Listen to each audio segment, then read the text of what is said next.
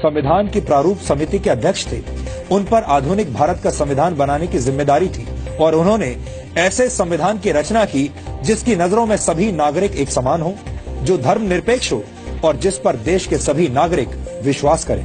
एक तरह से भीमराव अंबेडकर ने आजाद भारत के डीएनए की रचना की थी। इसके अलावा डॉक्टर अंबेडकर की प्रेरणा से ही भारत के फाइनेंस कमीशन यानी वित्त आयोग की स्थापना हुई थी। डॉक्टर अंबेडकर के आइडियाज से ही भारत के केंद्रीय बैंक की स्थापना हुई, जिसे आज हम रिजर्व बैंक ऑफ इंडिया के नाम से जानते हैं। दामोदर घाटी परियोजना, हीराकुंड परियोजना और सोन नदी परियोजना को स्थापित करने में डॉक्टर अंबेडकर ने बड़ी भूमिका निभाई थी। भारत में एम्प्लॉयमेंट एक्सचेंजेस की स्थापना भी डॉक्टर अंबेडकर के विचारों की वजह से ही हुई थी। भारत में पानी और बिजली के ग्रिड सिस्टम की स्थापना में भी डॉक्टर अंबेडकर का अहम योगदान माना जाता है। भारत को एक स्वतंत्र चुनाव आयोग भी डॉक्टर भीमराव अंबेडकर की ही देन है। ये वो योगदान है जिन्हें आजादी के बाद की तमाम सरकारों ने हमेशा ही अनदेखा किया है। यानी योजनाएं और विचार अंबेडकर के थे, लेकिन उनका श्रेय दूसरे नेताओं ने लूटा। यहां हम आपको भारत के पहले प्रधानमंत्री पंडित जवाहरलाल नेहरू और डॉक्टर भीमराव अंबेडकर के बीच चले राजनीतिक शीत युद्ध यानी पॉलिटिकल कोल्ड वॉर के कुछ उदाहरण भी बताना चाहते हैं। डॉक्टर अंबेडकर जवाहरलाल नेहरू की सरकार में प्लानिंग का मंत्रालय चाहते थे, लेकिन नेहरू ने अंबेडकर को सिर्फ कानून मंत्रालय दिया, प्लानिंग मंत्रालय नहीं दिया। डॉक्टर अंबेडकर विदेश और रक्षा मामलों की समितियों में सदस्यता चाहते थे, लेकिन नेहरू सरकार ने डॉक्टर अंबेडकर को ऐसी किसी भी समिति का सदस्य नहीं बनाया। डॉक्टर अंबेडकर नेहरू सरकार की विदेश नीति से असहमत थे। डॉक्टर अंबेडकर हिंदुओं में सामाजिक अधिकार और महिलाओं को संपत्ति का अधिकार देने की बात करने वाले हिंदू कोड को समाज सुधार के लिए जरूरी मानते थे, लेकिन नेहरू सरकार ने अंबेडकर के मंत्री रहते हुए हिंदू कोड को स्वीकार नहीं किया। यहां तक कि डॉक्टर अंबेडकर को भारत रत्न सम्मान देने के लिए भी कोई पहल नहीं की गई। उनकी मौत के 34 वर्षों के बाद 1990 में वीपी सिंह सरकार ने उन्हें भारत रत्न से सम्मानित किया, जबकि कांग्रेस ने डॉक्टर अंबेडकर को भारत रत्न से सम्मानित करने के लिए कोई कदम नहीं उठाया। अब आप समझ गए होंगे कि बाबा साहेब डॉक्टर भीमराव अंबेडकर से जुड़ी तमाम सच्चाइयों को हमसे और आपसे कैसे दूर रखा गया है। इन सच्चाइयों को जानना और समझना आधुनिक भारत के निर्माण के लिए बहुत जरूरी है। डॉक्टर अंबेडकर को जातियों की सीमा में बांधना और उन्हें सिर्फ दलितों के मसीहा के तौर पर पेश किया जाना उनके साथ बहुत बड़ा अन्याय होगा।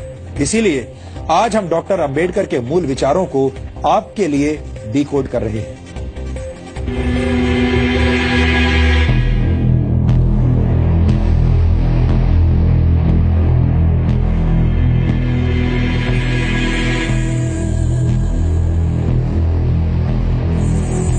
ये गुलामी से संघर्ष करते भारत की तस्वीर है।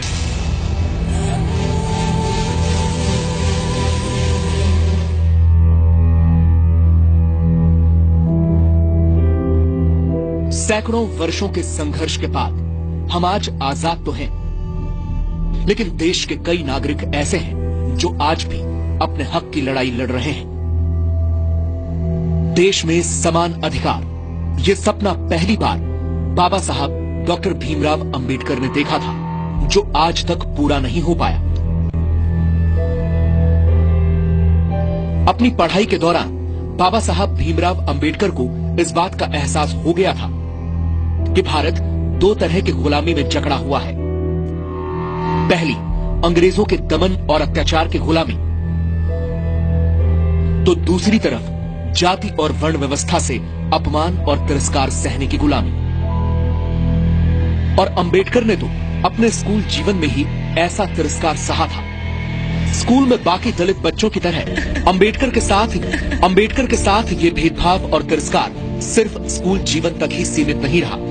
उनका जीवन ऐसी तिरस्कार की घटनाओं से भरा हुआ है। उस दौर में अंग्रेजों से लड़ने के लिए पूरा देश खड़ा था, तो दलित और शोषित लोगों के अधिकारों के लिए अकेले डॉक्टर भीमराव अंबेडकर समाज के उच्च वर्ग और कांग्रेस से संघर्ष कर रहे थे।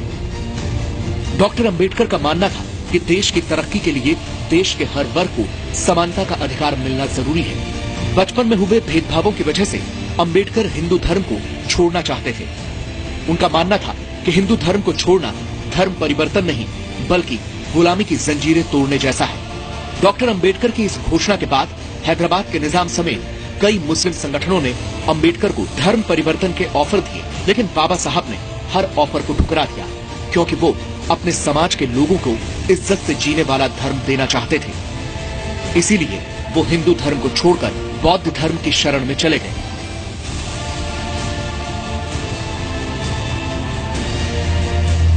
पंद्रह अगस्त 1947 को आजादी का जश्न डॉक्टर बाबा साहब अंबेडकर के लिए एक बड़ी जिम्मेदारी लेकर आया। देश की नई सरकार को देश का संविधान बनाने के लिए एक काबिल व्यक्ति की तलाश थी, जिसे कानून की जानकारी के अलावा देश और दुनिया की समझ और समाज की जरूरतों के बारे में पूरी जानकारी हो। और ये तलाश डॉक्टर अंबेडकर पर खत्म हुई। डॉक्टर भीमराव अंबेडकर को देश का पहला कानून मंत्री बनाया गया, जिन्होंने अपनी बिगड़ती सेहत के बावजूद महज 2 साल के अंदर देश को एक मजबूत संविधान दिया। अंबेडकर ने 1951 में हिंदू कोड बिल तैयार कर संसद में पेश किया, जिसमें महिलाओं को समान अधिकार की बात कही गई। हिंदू कोड बिल के तहत पिता की संपत्ति में बेटी को समान अधिकार, विवाहित पुरुष को एक से अधिक पत्नी रखने पर प्रतिबंध और महिलाओं को भी तलाक का अधिकार शामिल था। लेकिन रूढ़िवादी हिंदू ताकतों और सरकार के अंदर ही बिल का विरोध करने वालों के सामने हिंदू कोड बिल लागू नहीं हो सका और सरकार में अपना प्रभाव घटने से निराश होकर डॉक्टर अंबेडकर ने 1951 में मंत्री पद से इस्तीफा दे दिया। अपने इस्तीफे में डॉक्टर अंबेडकर ने लिखा, आज हिंदू कोड बिल की हत्या कर दी गई, ऐसे में मेरा मंत्री बने रहने का अर्थ समझ में नहीं आता। बिल में शादी और तलाक संबंधी विधेयक पर 2 दिन की चर्चा चली, फिर प्रधानमंत्री जवाहरलाल नेहरू ने पूरे हिंदू कोड बिल को वापस लेने की घोषणा कर दी। मैं हैरान रह गया। मैं